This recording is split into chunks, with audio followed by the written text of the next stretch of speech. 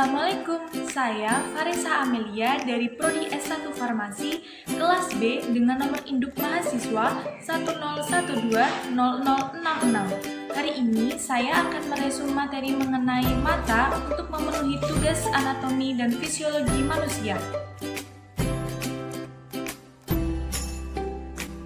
Hari ini kita akan membahas tentang struktur dan fungsional mata, mekanisme cahaya masuk ke dalam mata untuk diterjemahkan ke otak, dan gangguan-gangguan yang diderita oleh mata. Pertama, kita akan mengkaji tentang struktur dan fungsional mata. Apa sih yang ada di dalam mata kita? Cek video selanjutnya.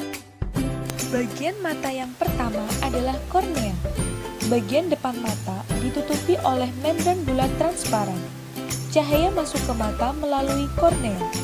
Kornea juga membantu memfokuskan cahaya ke tempat selanjutnya. Di dalam kornea tidak terdapat pembuluh darah, sehingga kornea memperoleh oksigen langsung dari udara. Bagian selanjutnya adalah iris. Tepat di belakang kornea adalah diafragma otot gelap yang memiliki pembukaan melingkar kecil di tengah. Iris berfungsi melindungi mata dari cahaya yang terlalu terang. Bagian selanjutnya adalah pupil. Pupil merupakan bagian dari mata yang berbentuk lingkaran, namun sebenarnya lubang yang amat gelap dan kecil. Pupil berfungsi menentukan berapa banyak cahaya yang masuk ke dalam mata. Bagian selanjutnya adalah lensa mata. Lensa mata adalah lensa cembung yang terbuat dari jeli transparan. Lensa mata keras di bagian tengah dan lembut di bagian tepi luar. Fungsinya memfokuskan cahaya ke retina. Bagian selanjutnya adalah retina. Permukaan belakang bola mata yang terdiri dari membran semi-transparan yang peka terhadap cahaya. Bagian selanjutnya adalah reseptor mata dan syaraf. Jaringan yang terletak di belakang mata yang berfungsi mengubah cahaya yang masuk menjadi impuls untuk diterjemahkan ke otak.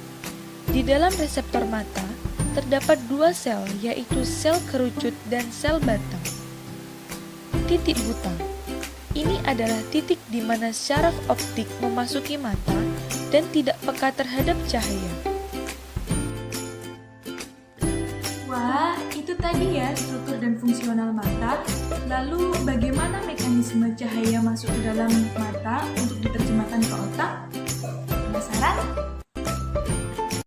Mekanisme cahaya masuk ke dalam mata untuk diterjemahkan ke otak. Ketika cahaya yang dipantulkan oleh suatu benda diterima oleh mata melalui kornea, lensa, kemudian diterima oleh retina, rangsangan cahaya diterima oleh sel-sel reseptor, kemudian diteruskan ke sel saraf optik dalam bentuk impuls.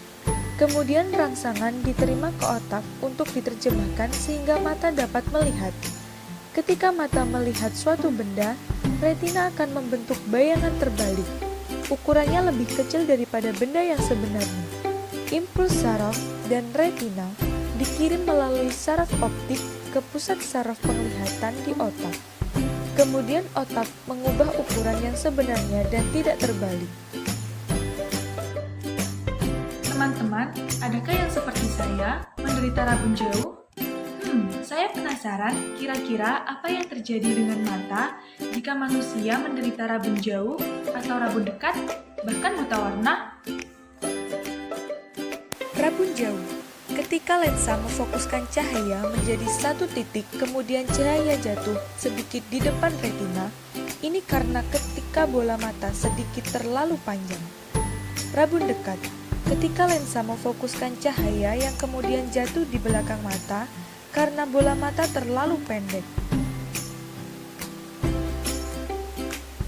Buta warna terjadi ketika sel kerucut kehilangan salah satu jenis warna yang terdapat di dalam sel kerucut, sehingga itu tidak bekerja sebagaimana mestinya. Orang yang buta warna sama sekali tidak dapat melihat salah satu warna tertentu atau objek yang dilihat agak samar. Sekian resum dari saya. Semoga bermanfaat. Sampai jumpa di video selanjutnya.